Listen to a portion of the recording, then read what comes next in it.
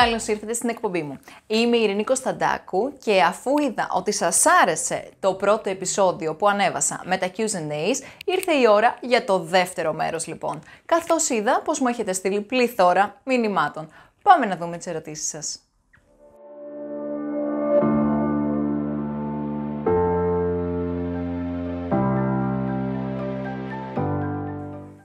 Πρώτη ερώτηση. Ζυγίζομαι κάθε μέρα και βλέπω πως χάνω και παίρνω έως και 2 κιλά. Είναι φυσιολογικό? Ασφαλώς και θα πρέπει να μάθετε ότι δεν είναι σωστό και συνετό να ζυγίζεστε κάθε μέρα, διότι παίζει ρόλο η ενυδάτωση στον οργανισμό μας. Παίζει ρόλο το άγχος και το στρες που μπορεί να έχουμε. Παίζει ρόλο η τουαλέτα, αλλά και η κατακράτηση που μπορούμε να έχουμε είτε από τρόφιμα είτε από φάρμακα.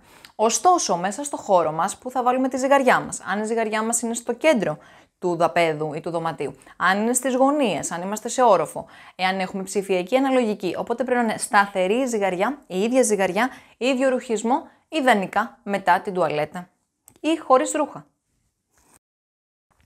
Μου στέλνετε βάρος και ύψος και με ρωτάτε αν πρέπει να χάσετε βάρος. Η αλήθεια είναι πως, όπως απαντήσαμε στο πρώτο Q&A, ο δείκτης μας σώματος είναι ένας αδρός δείκτης του γενικού πληθυσμού. Δηλαδή, σε αυτό το δείκτη δεν μπορούν να συμπεριληφθούν ομάδες όπως είναι οι εγκυμονούσες, οι θυλάζουσες, οι αθλητές και οι ηλικιωμένοι. Οπότε λοιπόν, εγώ δεν μπορώ απλά να προβλέψω, χωρίς να σας έχω μπροστά μου, εάν χρειάζεται ή όχι να χάσετε βάρος. Με ρωτάτε κάθε πότε πρέπει να τρώτε κονσέρβα τόνου ή σολομού. Η αλήθεια είναι πως αυτά τα ψάρια έχουν ενοχοποιηθεί, διότι είναι μεγάλα ψάρια του Ατλαντικού ωκεανού, για αυξημένη ποσότητα μεθυλαργύρου, ο οποίος δρά συσσωρευτικά και έχει ενοχοποιηθεί για διάφορες μεταλλάξεις. Η σύστασή μου είναι να μην τα τρώτε πιο συχνά από 1 έως 2 φορές το μήνα. Ωστόσο, εάν φάτε μικρά ψαράκια τα οποία τα έχετε ψαρέψει σε ένα λιμάνι, το ίδιο ποσοστό μεθυλαργύρου θα βρείτε σε αντίστοιχη ποσότητα εάν καταναλώνετε σολομό ή τόνο. Είμαι έγκυος και παχύσαρκη. Πρέπει να χάσω βάρος? Για ασφαλή κοίηση και για ένα χωρίς επιπλοκές. Προσοχή! Κατά τη διάρκεια της εγκυμοσύνης δεν κάνουμε ποτέ δίαιτα. Ωστόσο, εάν είμαστε παχύσαρκοι κατά τη διάρκεια της κοίησης, είναι πάρα πολύ επικίνδυνο για την έκβαση της εγκυμοσύνης αλλά και για το ίδιο το βρέφος. Ωστόσο, σε τέτοιες περιπτώσεις, επειδή έχουμε αυξημένες ενεργειακές ανάγκες, ποτέ δεν κάνουμε δίαιτα. Δίνουμε ένα διαιτολόγιο βασισμένο στις εκάστοτε ανάγκες του κάθε πελάτη ασθενή. Μετά την απώλεια βάρους, τη σταθεροποίηση και τη συντήρηση, θα πρέπει να μετράω θερμίδες για μια ζωή? Γελάω γιατί αυτήν την ερώτηση μου την έχουν κάνει πολλοί πελάτες μου. Ωστόσο, μου το στείλατε και εσείς στα μηνύματά σας. Προς Θεού, εμείς οι διαιτολόγοι δεν είμαστε τόσο κακοί άνθρωποι για να σας βάλουμε να έχετε δίπλα σας για μια ζωή ένα θερμιδομετρητή, να ζυγίζετε γραμμάρια, να μετράτε σπιρτόκουτα και ποσότητες. Ο στόχος μας είναι να μάθετε να ελέγχετε αφενός την πείνα σας, αφετέρου τον κορεσμό σας, και να μην ξεφεύγετε στις ποσότητες. Σε συνδυασμό πάντα και με την άσκηση. Οπότε έχετε εκπαιδευτεί μέσα από τη διαδικασία της απώλειας αλλά και της σταθεροποίησης και της συντήρησης να τρώτε σωστά και υγιεινά. Δεν μ' αρέσει το γάλα, έτσι το βάζω όλο μέσα στον καφέ μου, είναι ok? Αυτό είναι μεγάλο λάθος, διότι δεν προσλαμβάνετε ασβέστιο εάν το βάλετε μέσα στον καφέ σας, διότι η καφεΐνη είναι ανταγωνιστής, οπότε δεν αποθηκεύεται καθόλου το γάλα σας. Αν δεν σας αρέσει το γάλα, μπορείτε να πάτε σε περιπτώσεις γιαουρτιού ή σε ένα άλλο είδος γάλακτος, όπως σόγια, αμυγδάλου, που είναι εμπλουτισμένο με μέταλλα και ιχνοστοιχεία, αλλά και βιταμίνες. Σε ποια ηλικία μπορώ να δώσω στο παιδί μου ζάχαρη? Εδώ, σε σχέση με τους παιδιάτρους, ερχόμαστε λίγο σε αντιπαράθεση, διότι κάποιοι παιδίατροι λένε μετά από τα 2 έτη, μετά από τα 5 έτη, μετά από τα 6 έτη. Στην πραγματικότητα είναι ότι μέσα στα τρόφιμα που χρησιμοποιείτε έχουν ζάχαρη, οπότε ενδεχομένως ήδη τα παιδιά σας να έχουν δοκιμάσει. Η σύστασή μου είναι όσο πιο αργά τόσο το καλύτερο. Μπορείτε να χρησιμοποιήσετε το μέλι ή τα αποξηραμένα φρούτα, εκτός από χυμούς φρούτων και φρούτα που ήδη έχουν εισαχθεί από την διατροφή ενός βρέφους. Ωστόσο, μην το αμελείτε και μην το καθυστερείτε, γιατί κάποια στιγμή, εάν το παιδί φτάσει σε ηλικία να πάει σχολείο, θα δει συμμαθητές και φίλους να τρώνε ένα απαγορευμένο για εσάς τρόφιμο επειδή περιέχει ζάχαρη και θα το αναζητούν περισσότερο. Οπότε με αυτόν τον τρόπο αυξάνεται και τον κίνδυνο να γίνουν παχύσαρκα στη μετέπειτα ζωή τους. Είσαι υπέρ ή κατά της διαλυματικής νηστείας? Τώρα, αυτή είναι μια πάρα πολύ καλή ερώτηση και όποιος μου την έστειλε τον ευχαριστώ πάρα πολύ. διότι μου δίνει τη δυνατότητα να σας πω ότι εμείς οι διαιτολόγοι σε αυτή την ερώτηση είμαστε παραταγμένοι σε δύο διαφορετικές και αντίθετες γνώμες. Προσωπικά δεν μου αρέσει σαν σχήμα δίαιτας και δεν το θεωρώ σωστό, διότι αυξάνουμε πάρα πολύ την πείνα, μειώνεται απότομα η γλυκόζη στο αίμα μας, αυξάνεται η ινσουλίνη και εκεί πέρα ενδεχομένως σε μεγάλο διάστημα και σε βάθος χρόνου να υπάρχουν διάφορα προβλήματα μακροχρόνια. Ωστόσο, υπάρχει και η άλλη πλευρά που λέει ότι ο πελάτης έχει πάντα δίκιο, εάν ο πελάτης θέλει αυτό το σχήμα ή εάν αυτό το σχήμα ταιριάζει στον πελάτη, σε καμία περίπτωση δεν θα το αποκλείσουμε. Οπότε εδώ προσωπικά δεν τη συστήνω. Αν κάποιος πελάτης μου τη ζητήσει, θα του εξηγήσω τα υπέρ και τα κατά και είναι δική του απόφαση.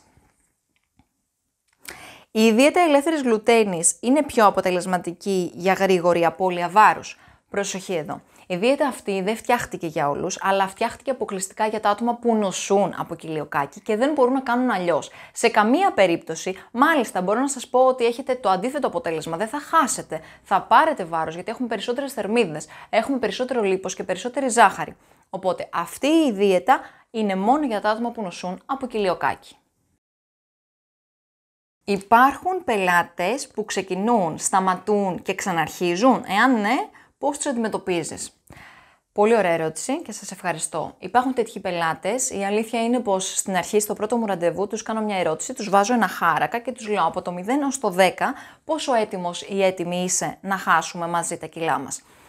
Με 0 το καθόλου έτοιμος και το 10 πανέτοιμος. Εάν μου δώσουν απάντηση κάτω από 7,5, εγώ προσωπικά δεν τους ξεκινάω. Τα άτομα αυτά είναι σίγουρο ότι θα διακόψουν την προσπάθειά τους, είναι σίγουρο ότι τους έπεισε κάποιος άλλος και δεν είναι δική τους πεποίθηση, δικό τους mindset.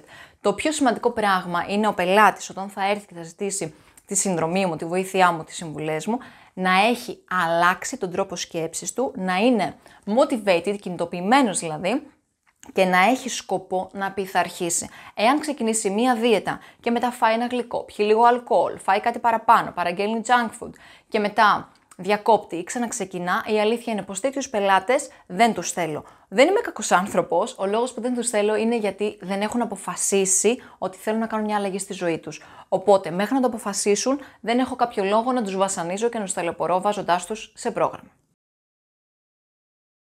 Έχεις διώξει ποτέ σου πελάτη? Μάλιστα. Αυτή είναι πάρα πολύ καλή ερώτηση. Σε συνδυασμό με την παραπάνω, θα σας πω πως ναι. Όταν ένα άτομο δεν ακολουθεί τις συστάσεις μου και η υγεία του εκείνη τη στιγμή είναι στα χέρια μου, σαφώς και θα του εξηγήσω ότι από αυτά που σου έχω δώσει εγώ δεν ακολουθεί σχεδόν τίποτα. Άρα λοιπόν, εάν συμβεί το οτιδήποτε, κάποια ανεπάρκεια, κάποια δυναμία, μια ζάλη, το πιο απλό σας λέω, εγώ θα είμαι υπεύθυνη για σένα. Οπότε, τέτοια άτομα που δεν ακολουθούν τις συστάσεις μου, που κάνουν κρεπάλες ή ατασταλίες κατ' εξακολούθηση, γιατί είναι λογικό κάποιοι άνθρωποι, και ειδικά όταν κάνουν για μεγάλο χρονικό διάστημα διατροφή, να κουραστούν και να φάνε ή να πιούν κάτι παραπάνω.